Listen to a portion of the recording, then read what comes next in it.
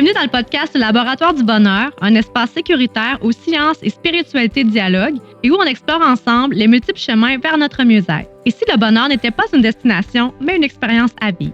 Que vous soyez sceptique, spirituel ou un peu des deux, ici, on vous aide à trouver votre propre vérité. C'est parti! Bienvenue dans ce nouvel épisode du Laboratoire du bonheur. On est heureuse de vous accueillir à nouveau dans un nouvel épisode. Juste avant d'aller plus loin, on aimerait vous inviter, si ce n'est pas déjà fait, à aller vous abonner à nos différentes plateformes, que ce soit YouTube, Spotify, Facebook ou Instagram. Donc, sans plus tarder, Marie-Noël, on va présenter nos invités aujourd'hui. Nous recevons aujourd'hui Alison Bédard, qui est massothérapeute. Enchantée. Et tu as déjà été travailleuse sociale dans le passé. Ça, on pourra en reparler, bien entendu.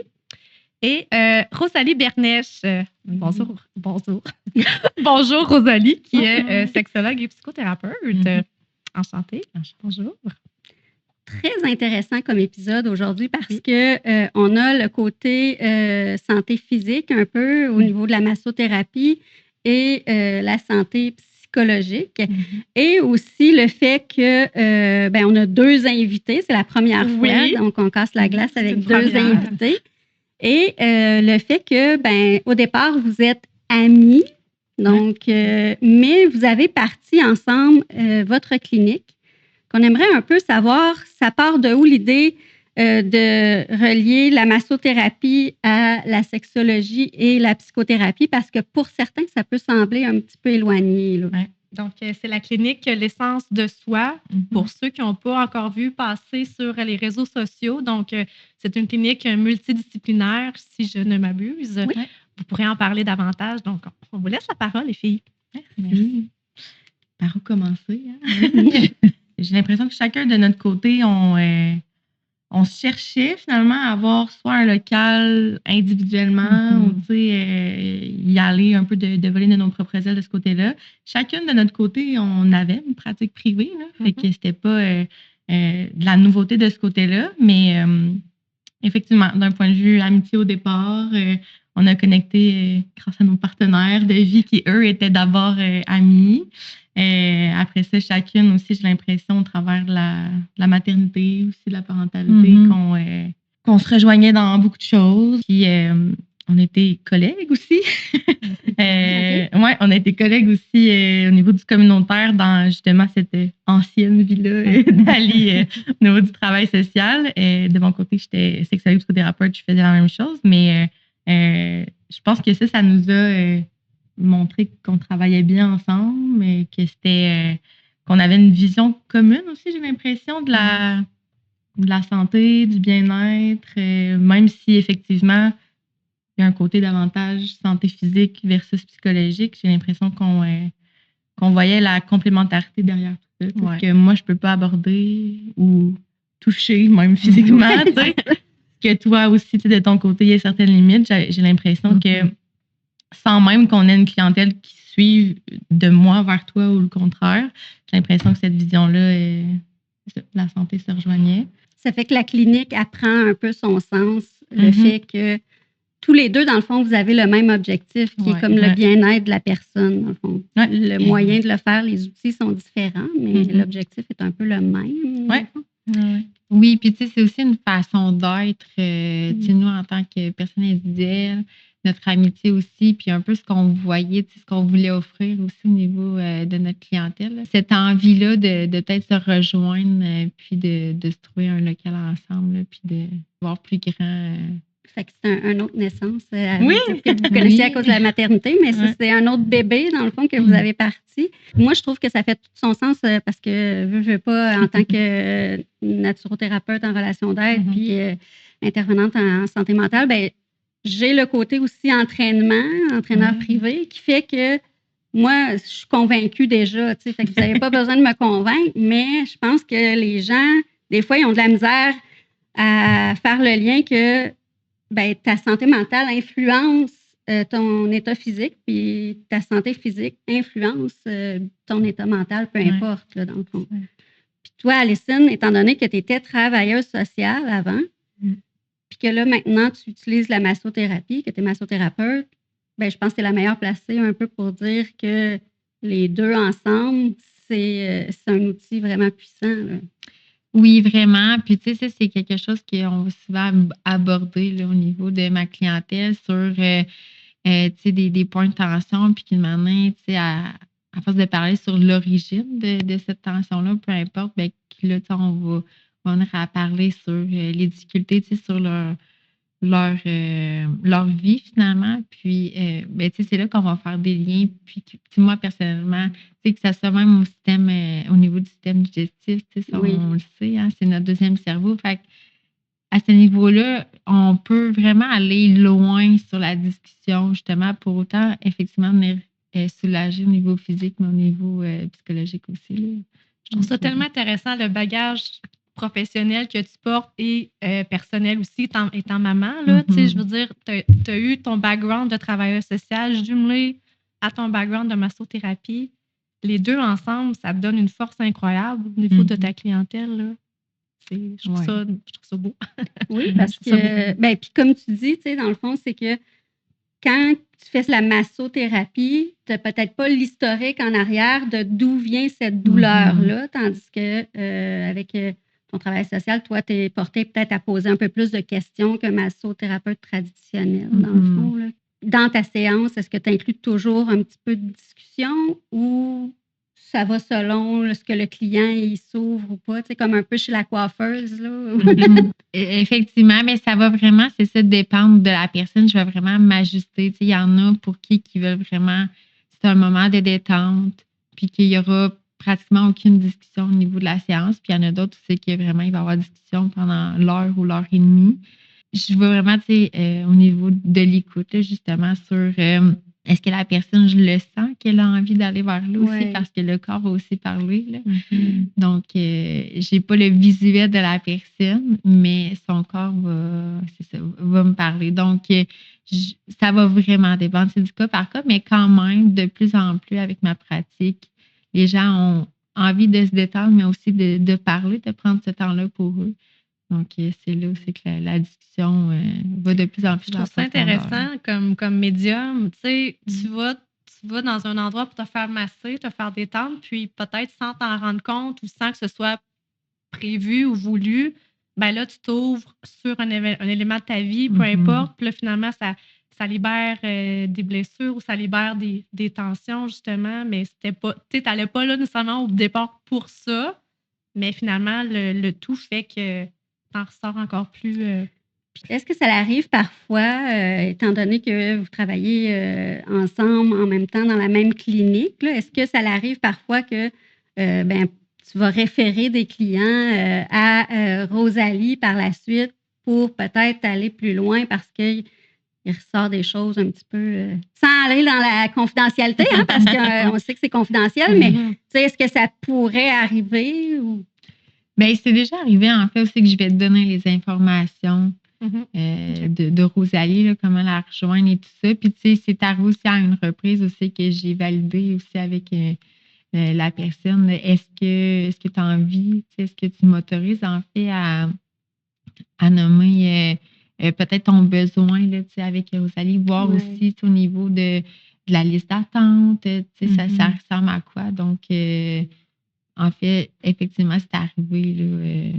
Tu sais, là, c'est sûr que j'ai recommencé Ouais. tranquillement là, depuis peu, mais oui, en fait. Puis, je ne doute pas que ça va aller De plus en plus. exactement en augmentant parce que les gens ont vraiment une curiosité. Puis, il y a vraiment un sentiment de wow, tu sais, quand ils voient finalement qu'il n'y a pas juste moi, la massothérapeute, dans la clinique, mais il y a aussi Rosalie, là, qui est psychothérapeute, sexologue. Puis que justement, ben, il n'y en a pas à tous les coins de rue. Non, Non, on le c'est vrai. sait. La demande en Ouais. santé mentale, elle est très forte. Oui, effectivement. Tu sais, on a travaillé dans c'est là qu'on a rencontré Rosalie. On a travaillé dans une entreprise Dans la de même services entreprise, en ouais. santé mentale Mhm. et les listes d'attente sont longues. C'est difficile d'avoir des rendez-vous. En présentiel, Donc, principalement, oui, c'est ça. oui. Fait que là, tu offres un double service qui est comme la psychothérapie et la sexologie. Est-ce que, dans le fond, il y en a une des deux que tu utilises plus? La clientèle principale que tu accueilles, c'est... Oui, c'est une bonne question. Je me rends compte que ce soit dans, tu sais, ça va faire 6 ans, si je me trompe pas, que je pratique, que au départ, j'avais l'impression que j'étais un peu plus dans, je vais prendre un peu les demandes qui me sont faites, c'est parce que, ben, définitivement, il y a un besoin, fait que je vais y répondre. J'ai l'impression qu'avec les années, j'arrive un peu plus dans, soit dans la première rencontre ou au téléphone, quand que je contacte les gens et tout, de quand même un peu, je vais dire, classifier dans est-ce que définitivement je suis la meilleure personne pour répondre à ça en ce moment ou c'est plus que moi je suis disponible en ce moment. OK, ouais. Puis je comprends en même temps des fois l'urgence ou le besoin, puis je veux dire, c'est pas un non catégorique si je corresponds pas, mais je trouve que j'ai développé une meilleure habileté peut-être avec les années à connaître aussi les services, les professionnels qui sont en région, puis de faire hey, vois-tu, moi, avec ce que tu nommes en ce moment, j'ai peut-être pas l'impression que je suis la meilleure ressource pour répondre à ça. Puis justement, je réfère des gens, que ce soit en psychoéducation, en travail social, en sexo, puis pas en psychothérapie. Puis on a justement sexologue, psychothérapeute, on n'est vraiment pas beaucoup en région. Ensemble, là. Qui font du privé aussi, je vais dire. Genre, il y en a une que je pense dans le réseau, par exemple, ou sinon, il y a moi de ce côté-là. Mais fait que j'ai l'impression que quand ça correspond peut-être un peu plus à, je vais dire, de la sexothérapie, là, où bien évidemment, je ne prendrai pas un suivi que ça n'a aucun rapport avec la sexologie. Okay. Ça pourrait être très bien adressé en relation d'aide, par exemple. Ben, moi, je préfère référer à ce niveau-là, puis à la limite d'avoir peut-être accès plus vite à une ressource. Peut-être que la personne a une moins longue liste d'attente que moi.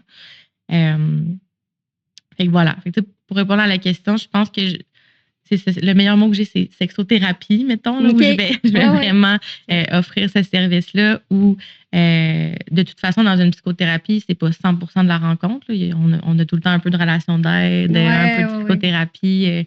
Fait que voilà. Puis je trouve que souvent, c'est comme mis un peu en opposition, là, comme s'il y en a un qui est meilleur que l'autre, là, de la psychothérapie versus la relation d'aide, alors que pour moi, encore une fois, c'est quelque chose de complémentaire. Il y a une personne pour qui on a plus besoin, par exemple, d'adresser le quotidien, d'adapter à ce niveau-là, puis d'être accompagné. Ben, ça fait beaucoup plus de sens de référer dans quelque chose de relation d'aide que qu'on s'installe ensemble et qu'on fasse une psychothérapie si je ne corresponds pas à ces besoins-là. Fait que toi, dans le fond, les clients, principalement, sont des motifs de consultation qui ont un rapport avec la sexothérapie, plus que, mettons, juste de l'anxiété ou des choses comme ça. Exactement. On concentre un peu là-dessus. Ouais. Une petite question. Qu'est-ce qui fait que, mettons, tu sais, là, tu avais ta formation en sexologue. Qu'est-ce qui fait que tu souhaitais aller chercher pour obtenir ton titre de psychothérapeute? Oui, dans le fond, au départ, moi, j'ai mon bac en psychologie, puis c'est par la suite que je suis allée faire ma maîtrise clinique en sexologie. Fait qu'au départ, là, comme une histoire quand même assez classique, là, moi, depuis que j'ai 15 ans, là, que je suis au secondaire, que je sais que je vais aller en psycho, que je suis dans de bons conseils. Ouais. Tout le monde va te voir pour des conseils. Exactement. Fait que c'est comme s'il n'y avait jamais vraiment existé d'autres possibilités pour moi que juste, ben, je vais aller en psycho, puis je vais faire mon doc en psycho, puis c'est ça qui va arriver, tu sais. Puis finalement, je ne l'ai pas nommé tantôt, mais moi, j'ai une spécialité plus en délinquance sexuelle, là. Fait que au fur et à mesure que je faisais mon bac, je me rendais compte que tout ce qui était en lien avec la compréhension un peu de qu'est-ce qui peut pousser un humain, par exemple, à commettre un ou des gestes comme ça qui vraiment transgressent l'intimité, les limites de quelqu'un. Je me rendais compte que c'était ça qui m'intéressait plus. Puis même les projets doctoraux qui m'auraient intéressé, c'était en lien avec la violence sexuelle. Fait que j'étais comme, ben, pourquoi j'irais pas spécialiser? C'est ça, exactement. Puis ce qui est bien de la maîtrise en sexologie clinique, c'est que c'est la seule maîtrise actuellement qui est dans le domaine de santé mentale, là, où compléter la maîtrise, elle est vraiment comme basée sur les exigences pour avoir le permis de psychothérapeute. OK. Fait que j'ai pas eu besoin, moi, après ma maîtrise, de compléter les exigences que ça prend, alors que si quelqu'un faisait une maîtrise en travail social ou en psychoéducation, ils ont comme des heures supplémentaires à faire. Comme un bypass, mettons? Un peu. C'est qu'on y accède plus rapidement, effectivement. C'est le même nombre d'heures cliniques et tout ça. C'est juste que moi, j'ai pas eu de mémoire de maîtrise à faire. C'était un projet de stage. Ouais, c'est ça. Exactement. Fait que je trouvais ça intéressant aussi avec le même nombre d'années finalement que ça m'aurait pris de compléter le doctorat, j'avais accès quand même à ce permis de psychothérapeute. Puis je suis psychothérapeute, puis les psychologues utilisent la psychothérapie comme outil. Fait que c'est pas si éloigné en termes d'objectifs professionnels, mettons, que j'avais. C'est sûr que c'est un outil de plus à ton arc au niveau de la sexologie aussi, là, dans le sens que... Puis, toi, dans le fond, Alison, mettons, qu'est-ce qui a fait que, là, tu étais travailleuse sociale, puis là, tu as dit, je vais m'en aller en massothérapie, parce que pour certains, ça peut paraître éloigné, même si encore là, on dit c'est tout interdépendant, mais qu'est-ce qui a fait que tu as décidé de changer d'orientation de carrière un peu? Moi, en fait, là, c'est un peu comme Rosalie. Moi, je suis du plus loin que je me souvienne. Je voulais aider les gens, je voulais être travailleuse sociale. Donc, moi, il n'y avait pas d'autres questions. Tu sais, j'ai terminé le secondaire, cégep, université. Puis, j'ai travaillé, c'est ça, 1 an avant d'avoir mon premier enfant. Puis, en fait, c'est en congé de maternité où c'est que je me suis beaucoup questionnée sur ma vision, finalement, de ce que je voulais pour m'épanouir professionnellement. J'ai eu mon deuxième enfant. Puis, en fait, j'ai eu l'information que le cours de massothérapie pouvait se faire en ligne. Là, parce que moi, à ce moment-là, j'ai un conjoint qui est sur les RUM. Oui. Tu étais à la maison avec les bébés. J'étais à la maison avec 2 enfants. On a une voiture. C'est la COVID. C'est la COVID. Okay. C'est pas possible pour moi d'aller à l'extérieur. J'avais besoin de sortir. Puis c'est ça, le besoin de m'épanouir, je pense, ça m'a un peu plus piqué. Puis dire, OK, là, tu sais, fais une recherche, mais dans quoi? Puis là, tu sais, je me questionnais encore là. Que moi, j'ai toujours dit que je voulais être travailleuse sociale. C'était comme un coup de réveil, là. Oui. Une grosse décision. Ouais. Exactement. Puis là, tu sais, comme j'ai quand même tout fait ces années d'études-là, je veux pas perdre ça parce que j'aime la partie d'aider, d'aller questionner, tu sais, une curiosité, puis de travailler avec la personne. Mais je savais que j'allais vraiment travailler de reculons. Puis c'est ça, en fait, quand j'ai eu l'information que l'Académie d'orthothérapie de Gatineau donnait le cours en ligne depuis des années, là, depuis comme 2004, mais j'ai dit pourquoi pas. Puis là, je me suis mis à questionner mon entourage, puis mon entourage qui me nommait que, tu sais, c'est vrai, là, en fait, j'ai toujours été une personne qui facilement, au toucher, par exemple, avait une facilité à voir aussi qu'il y avait des tensions, tu sais, une curiosité aussi à ce niveau-là. Puis j'ai comme fait, ben oui.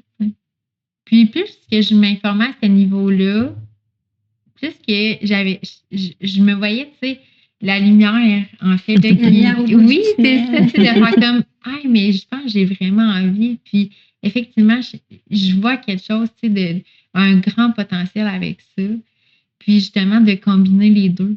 Il y a aussi le côté que moi, j'ai eu des blessures aussi physiques, là, par mon expérience d'envie d'aller chercher quelque chose d'autre aussi que aller chercher les points que moi, par exemple, j'ai peut-être moins aimé ailleurs, de faire en sorte que ces points-là soient comblés aussi là, avec ma pratique. Donc, je me suis inscrite au cours, j'ai fait le cours. C'est ça, avec les enfants. Je travaillais aussi un peu à temps partiel au travers de ça. Puis, j'ai finalisé mon cours là, de massothérapie là, en mars 2022. Là, quand même. C'est beau parcours. Oui, c'est vraiment intéressant. J'ai une autre question, moi, par rapport au bonheur, en fait, parce que je me dis, c'est plus facile de dire c'est un bel ingrédient à mettre au niveau de prendre soin de soi, au niveau du bonheur, de dire je m'en vais me faire masser. Tu sais, on se détend. C'est comme une récompense. C'est ça, c'est doux, tu sais, on se sent mieux après, tout ça. À quelle fréquence on devrait se faire masser? Bien, tu sais, en fait, dans le relatif, là, on devrait 1 fois par mois. Minimalement? Au moins, oui. Genre, 10 mois, moi. Ça fait des années, moi. Fait que... OK. Effectivement, ben, c'est souvent ça aussi. Là, je suis vraiment dit, tu sais, pourquoi qu'on attend d'être aussi maganée, là, pour que ça fasse? pour prendre soin de soi. Et Fait c'est une fois ça par que- mois, un petit check-up, un petit ajustement. Oui, puis tu sais, ça va faire en sorte que, tu sais, des fois, c'est pas une question de perdre du temps ou, tu sais, peut-être que pour certains aussi, c'est une perte d'argent parce que, tu sais, oui, il y a les assurances et tout, mais tu sais, peut-être qu'il y en a que ça peut être un frein, en fait, là, d'aller prendre un rendez-vous. Mais, tu sais, pourquoi, en fait, d'attendre aussi longtemps, d'être constamment dans cet inconfort-là, de te dire que ton enveloppe, ta machine va y aller, tu sais, pour perdurer dans ton travail, tu sais, au niveau de ta famille, faire des activités et tout, puis qu'à un moment donné, c'est quand il arrive un OK, là, je suis plus capable de faire mon sport, je suis plus capable de faire telle affaire, et là, là, j'ai besoin ici maintenant. Tu sais. Ouais, puis On peut quasiment faire un copier-coller avec la santé mentale aussi. ben c'est ça, Mhm. exactement. Pas qu'on hein. attend, Souvent, qu'on on attend attend avant de parler. avant de consulter, on attend d'être en détresse psychologique. Puis, Ouais. fait que c'est exactement la même chose. Je pense souvent les gens, avant de demander de l'aide, ils attendent d'être au bout de leur rouleau, là, De leurs vraiment, ressources. là, tu sais, comme qu'ils sont plus capables d'avancer avant de lever le flag et dire. Puis, tu sais, ça, c'est un des points que justement, j'aimais beaucoup faire la comparaison avec la santé physique. Mais effectivement, tu sais, peut-être qu'aussi la santé physique, on n'en prend pas autant soin qu'on devrait. Parce que, tu sais, je disais, ben, tu sais, on se brosse les dents pour pas avoir des caries, puis, tu sais, si on se casse la jambe, ben, tu sais, on va voir un médecin, puis on a un plâtre. Mais pourquoi que quand on va mal au niveau de la santé mentale, ben, on a de la difficulté à demander de l'aide puis à aller se soigner? Mais finalement, comme tu me dis, on a eu de la difficulté aussi au niveau de la santé physique, finalement. Là. Oui, vraiment. Quand même, hein? Surtout, j'imagine, quand c'est quelque chose justement de pas urgent comme ça, casser une jambe, Ouais, par exemple. ouais, c'est ça. Un brossage de dents, il y a quelque chose qui s'est intégré, mais j'ai l'impression que ça doit être difficile quand même. Ouais, les premiers, là. C'est ça, même ce genre de moyens-là qu'on s'entend, c'est facile, tu sais, je veux dire, de le faire. Ça prend quand même de te le procurer, effectivement, mais même dans quelque chose de plus simple, tu sais, où ça doit être difficile quand même à implanter parce qu'effectivement, j'ai l'impression qu'on est beaucoup dans cette espèce de productivité-là, puis ça va être une perte de temps, ou j'aurai pas le temps d'aller faire telle affaire, ou ça, je vais le mettre 8e sur ma liste au lieu de le mettre 2e, tu sais, ma to-do list. Là. Au lieu de faire un investissement en nous, tu sais, parce que, tu sais, on achète plein de bébelles, on fait plein d'autres achats, l'entretien de notre véhicule, l'entretien de ci, l'entretien de ça, mais nous, on s'entretient pas. Comme si qu'on trouvait tout le temps d'autres priorités plus importantes. Tu sais, exemple, mettons, en santé physique, j'ai pas le temps, un petit peu comme tu nommais, Alison, non, j'ai pas le temps, ça presse pas, nanana. Puis versus en santé mentale, c'est comme, tu sais, quand tu sais qu'il y a peut-être quelque chose que tu dois adresser, ben là, tu trouves d'autres excuses. Ben, c'est parce que là, tu sais que tu vas aller comme toucher peut-être quelque chose qui va venir réveiller des blessures, des petits traumas, des petites portes fermées. Fait que là, tu trouves d'autres petites excuses pour pas nécessairement aller consulter. Qui peuvent être différentes de la santé physique, mais ça reste que c'est quand même des formes d'évitement un peu. Oui, parce que comme je disais, tu sais, c'est plus facile d'associer le massage au bonheur que d'associer le bonheur à la consultation. Sachant que tu vas broyer dans ta consultation, que tu vas sortir de là fatigué puis que tu ne voudras plus parler à la personne pendant 2 jours. Fait qu'Alison, toi, tu as plus la reconnaissance tout de suite de voir les résultats chez les gens. Rosalie? Puis encore plus, j'ai envie de dire peut-être quand on est dans un processus de psychothérapie qu'effectivement, on n'est pas tant dans la gestion du quotidien, tu sais. Fait qu'effectivement, c'est beaucoup plus sur du moyen long terme avant de voir des résultats, des changements, tu sais, avant d'atteindre notre objectif. Puis c'est pour ça que moi, j'essaie tout le temps qu'on cible aussi des objectifs, pas juste à long terme, là, tu sais, comme le plus rapidement possible, qu'est-ce qui nous indiquerait qu'on progresse, qu'on est dans quelque chose, après ça, moyen, tu sais, puis long terme. Parce qu'effectivement, quand on s'engage dans un processus comme ça, c'est un investissement d'argent, de temps, d'énergie, de ressources internes, tu sais, à faire ça, parce que oui, c'est souvent l'image que j'ai on ouvre un peu une boîte de Pandore. Là, on ne sait pas ce qu'il y a dedans parfois. C'est ça, on ne sait pas nécessairement ce qu'il y a dedans. Puis c'est pas parce que moi, je suis la professionnelle que je sais plus qu'est-ce qu'il va y avoir dedans, mais je peux te garantir que je vais être là, par exemple, pour qu'on l'explore, qu'on en prenne soin. Tu sais. C'est drôle parce que ça m'arrive quand même souvent d'avoir des gens un peu qui, en fin de rencontre, mettons que ça a été plus difficile, on a plus pleuré, tu sais, ou tout ça. Puis là, c'est comme, Mais je repars bien quand même. Là, puis je suis comme, c'est pas grave. C'est pas grave si on part pas bien là, de ma rencontre. Pour moi, ça fait partie du processus. Mais je pense que c'est tout aussi important Mm. de le faire. Là, Prendre soin des deux. Oui, prendre soin des deux. Là, Ouais. c'est vraiment interdépendant, encore une fois, là, je le répète, parce que moi, je crois vraiment, la clinique l'essence de soi, ben, je trouve que c'est nouveau. C'est la première qui vraiment allie autant comme la santé mentale à la santé physique. Donc, je trouve que c'est vraiment une façon qui va encourager les gens peut-être justement à dire, ben OK, on peut prendre soin des deux en même temps, à la même place. Donc, parce que les gens cherchent la facilité un petit peu aussi. Donc, le fait que ça soit accessible à la même place, peut-être que ça va aider les gens à demander de l'aide. Puis justement, en parlant de votre clinique, est-ce que c'est quoi la vision que vous avez à court, moyen, long terme de votre clinique, justement, au niveau des professionnels à intégrer? Est-ce que vous recevez des demandes que finalement, présentement, vous ne pouvez pas répondre parce qu'il n'y a pas tel type de professionnel ou comment vous voyez ça pour le développement, en fait, pour aider le plus de gens possible selon les demandes, en fait? Tu réponds? Je compléterai. Oui, c'est ça. En fait, c'est sûr que là, présentement, pour démarrer puis voir un peu justement l'engouement.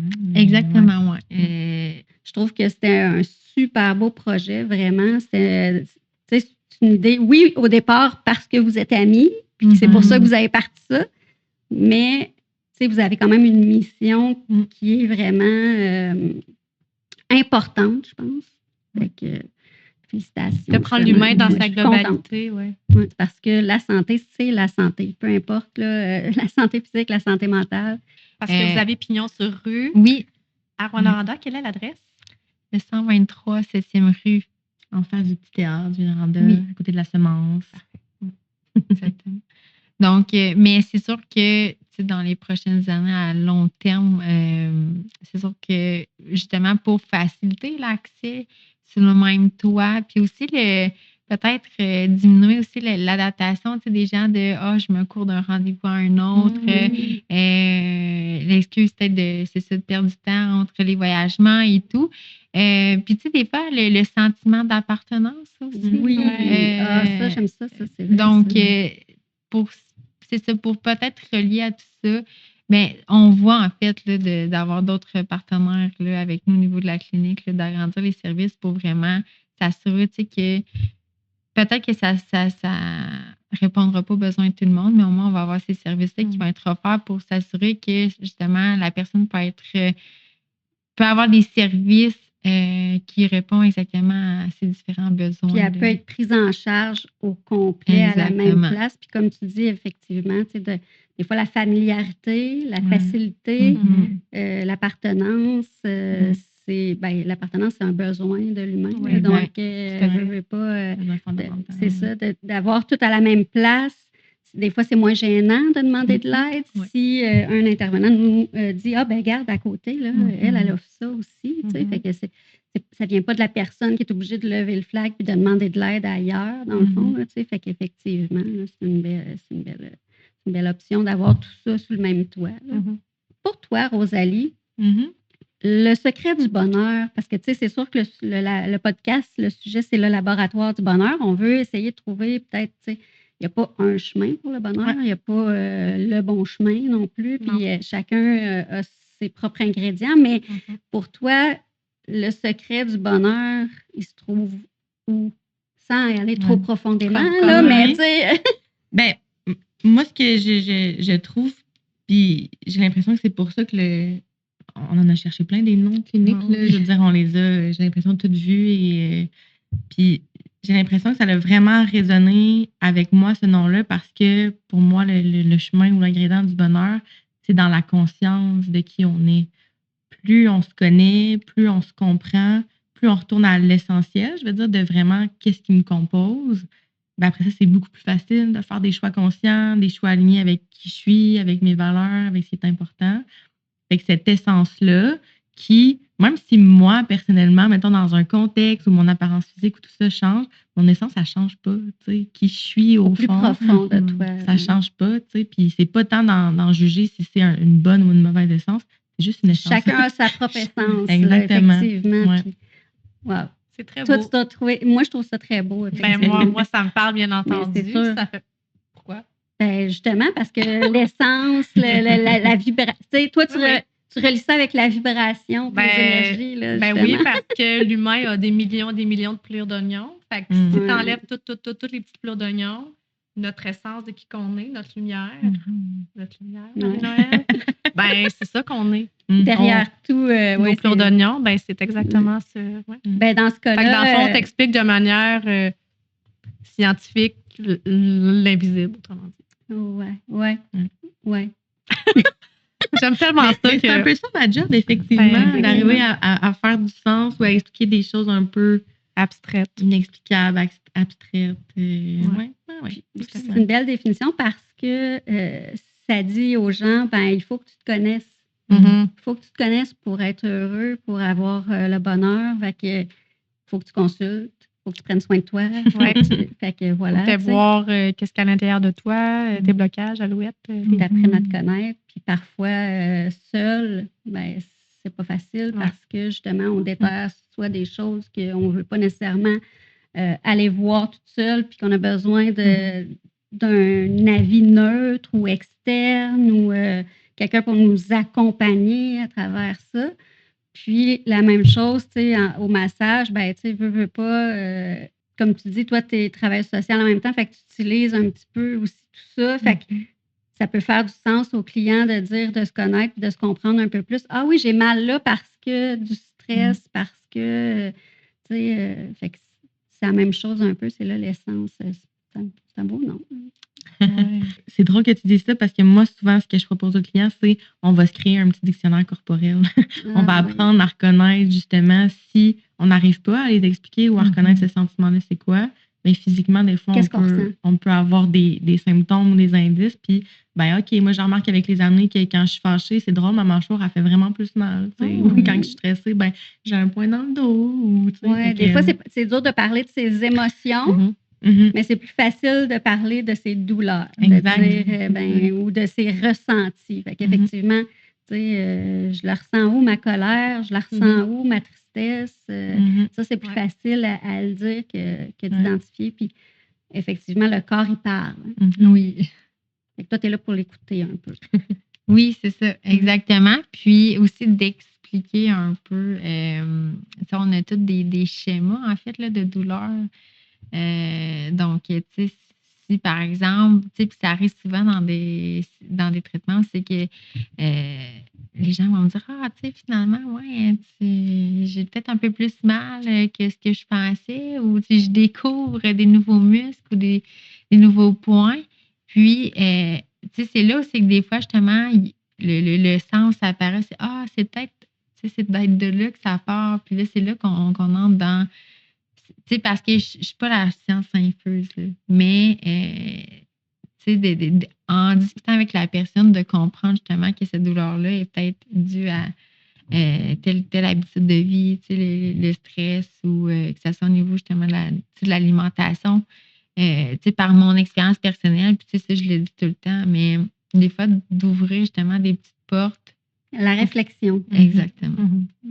D'amener à la réflexion. Parce que des fois, on sait la réponse, on la connaît, ou on se l'est fait, tu sais, on s'est fait dire plein de fois la solution ou le chemin à prendre. On le sait, mais on le sait dans notre tête, mais tu sais, on le sait pas dans notre corps nécessairement encore, mais quand que ça vient se déposer, puis s'intégrer, puis prendre sa place, mais là, c'est encore plus, c'est ça. Tu sais, des fois, on se le fait répéter plusieurs fois avant de ah oui, OK, ça fait du sens. Je le sais, ça fait 10 ans qu'on me le dit, mais là, c'est là, aujourd'hui, que je suis prêt ou prête à...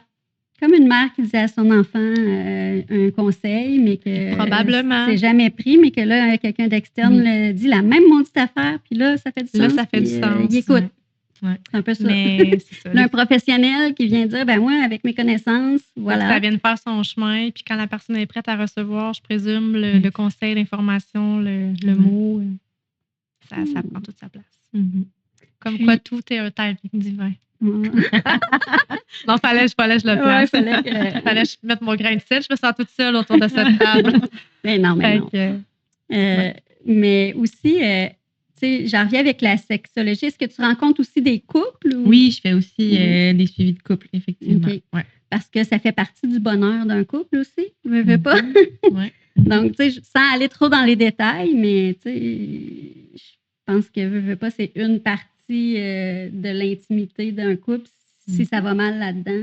mais c'est un symptôme de mémoire. J'ai entendu ça souvent. Mais C'est un habituellement, c'est, puis sans dire que c'est tout le temps ça ou jamais ça, mais habituellement, ce qu'on découvre la majorité du temps, c'est que c'est un symptôme qui est ressorti dans la sexualité. Puis après ça, nous, on va comprendre pourquoi c'est dans la sexualité que ça a ressorti, puis t'es pas allé te battre dans un bar ou t'as pas commencé à consommer de l'alcool. Mhm. Pourquoi que toi, c'est là-dedans que ça a Ok. ressorti, tu sais, ce Ok. symptôme-là. OK. C'est un peu ça que on va essayer d'aller détricoter puis retricoter au niveau de la psychothérapie, tu sais. Fait qu'encore une fois, c'est pas dans le c'est meilleur ou c'est moins bon que tel autre traitement. C'est plus dans quand les gens ils viennent me voir puis qu'ils s'attendent peut-être plus à je veux juste travailler la sexualité, mettons, ou l'intimité, ou donne-moi des trucs pour être plus ci ou moins ça. Je suis comme, ça va me faire plaisir. Mais on peut-tu prendre juste le temps d'aller voir qu'est-ce que ça veut dire, qu'est-ce que ça représente? Puis si jamais c'est vraiment ça notre besoin, on ira là-dedans, tu sais. Mais si tu viens me voir pour de la sexothérapie, moi, c'est ce que je te propose. Tu sais, OK. D'aller explorer les alentours, si on veut. Et C'est pas ça. nécessairement le sujet principal. Souvent, les gens, c'est ça, sont comme. Parce que moi, les premières rencontres, c'est tout le temps un processus d'évaluation. Là. Fait que on va autant parler de ton histoire familiale que de ton histoire sociale, scolaire, professionnelle, relationnelle amoureuse, ton développement psychosexuel. Puis les gens, des fois, sont comme. Là, je viens de parler de mon érection, puis on parle de ma mère. là. C'est quoi le rapport? là, je suis comme. Ah, mais souvent, ça a plus rapport fais qu'on pas pense, confiance. hein, Ouais, parce ouais. Ben, c'est qu'on ça. a appris des choses dans notre. C'est dans nos notre premiers développement, modèles, je veux puis pas. c'est ça, Oui, là, tu sais. oui, oui. Si nos parents étaient d'un tel type de couple, ben, c'est sûr que ça l'influence. Tu as un lien, là, la façon que tu amènes tes interventions, là, tu sais, ça a un but. C'est ça. C'est pas de la curiosité mal placée. Là, Non, tu veux non. dire, ultimement, c'est pas de ta mère, effectivement, qu'on va Non, parler. Là, tu mais- sais, mais c'est ce qu'il nous reste, peut-être. Ouais, ouais. Ça peut avoir eu un impact quand même là, C'est sur ça. ton développement, puis sur Exact. le fait que là, effectivement, tu dois consulter. Mhm. Puis toi, Alicine, sans te mettre sur le spot, mais le bonheur, tu définirais ça comment? Il est où? On le trouve comment? Le bonheur pour moi, c'est de s'arrêter un peu, puis de s'écouter, tu sais, quand que Rosalie a dit tantôt, de l'essence de ça un peu, de revenir à soi-même. Tu sais, qu'est-ce qui fait en sorte qu'on va grandir dans la vie, tu sais, de s'épanouir, le bonheur de se sentir heureux, tu sais, d'avoir l'impression de travailler, mais pas tant de travailler. Oui. Fait que de s'écouter, c'est le mot que vous aviez choisi. justement. Fait que Exactement. c'est pour faire un lien, tu sais, l'essence de soi, c'est se connaître, mais c'est aussi s'écouter. Parce que des fois, on se connaît, mais on ne s'écoute pas, puis on se force à faire des choses que ça ne nous tente pas. On n'est pas capable de dire non. On veut se comparer socialement. Bon, on performe-tu? On produit-tu? Ah, elle a fait ça. Moi, je devrais-tu faire ça? On a peur du jugement des autres. On veut fitter dans la majorité, en fait. là. Oui, puis là, on ne s'écoute plus à ce moment-là. Mhm. Fait que j'imagine que c'est pour ça un peu que vous avez choisi Oui. ce mot-là. Là.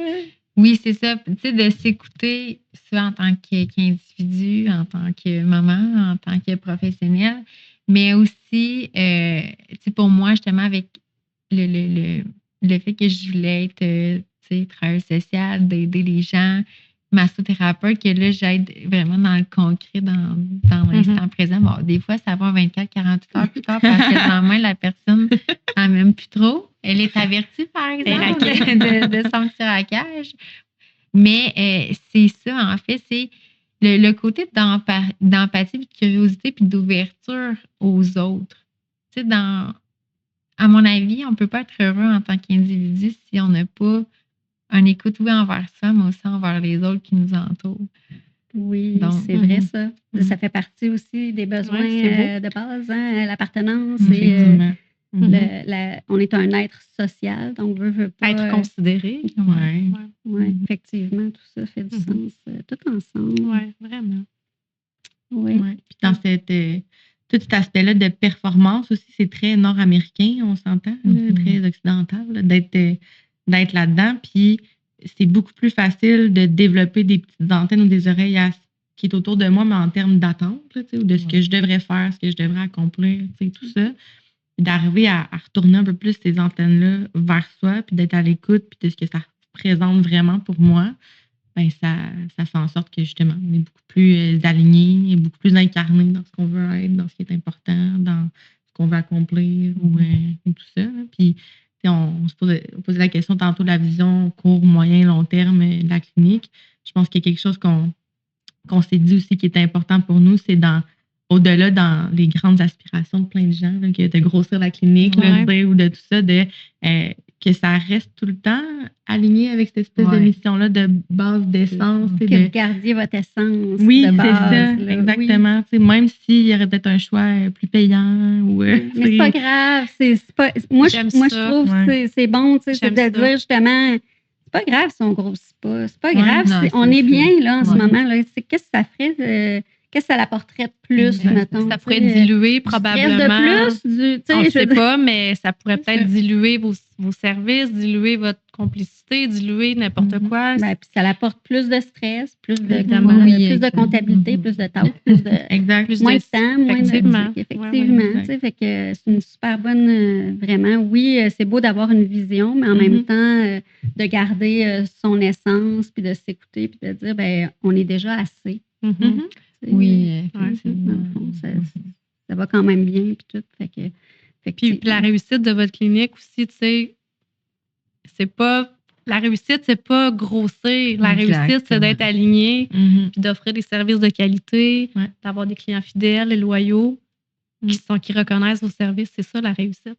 Oui, puis un peu comme je disais tantôt, c'est si on n'est pas la bonne personne, la bonne clinique ou le bon endroit, on va référer vers quelque chose qui fait beaucoup plus de sens. C'est ça. Parce qu'ultimement, moi, c'est une des premières choses que je dis aux clients dans mon bureau. On va s'entendre sur des objectifs, sur des outils, mais il faut que ça clique aussi. Là. Oui. Si jamais ça ne clique pas avec moi, c'est pas du tout un reflet de ma compétence ou de ça clique pas, puis on va se réorienter le plus vite, le mieux. Oui, exactement. Oui, parce que la relation d'aide, c'est personnel, puis il faut que tu fasses confiance à ton accompagnant. Donc, si tu n'es pas capable de t'ouvrir puis de y faire confiance, ben ça ne fonctionnera pas.